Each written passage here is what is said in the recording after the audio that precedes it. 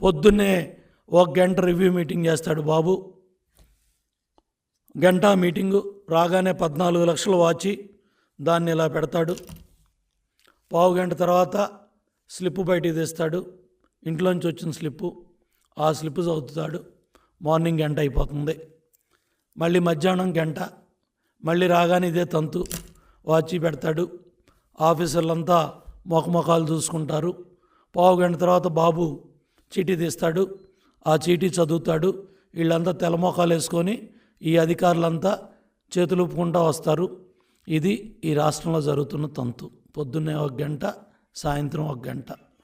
6 గంటల తర్వాత చక్కగా మీ సాక్షి, మీ వ్యాపారాలు, మీ వ్యవహారాలు, నెట్ఫ్లిక్స్లో సినిమా, పబ్జీ గేమ్. ఇది మా కర్మ. 5 కోట్ల ప్రజలు ఒక్కసారి అని కరెంటు వైరు పట్టుకోవద్దంటే పట్టుకున్న పాపానికి ఇవాళ మా జీవితాలతో ఆడుకుంటున్నారు ఈ వైఎస్ఆర్ కాంగ్రెస్ ప్రభుత్వం, ఈ ముఖ్యమంత్రి, ఈ అసమర్థ మంత్రులు. అసలు ఈ మంత్రులకు నోరుందా? అసలు ఈ మంత్రులు మమ్మల్ని బూతులు తిట్టడానికి తప్ప ఒక్క సమస్య మీద మీరు మాట్లాడుతున్నారా?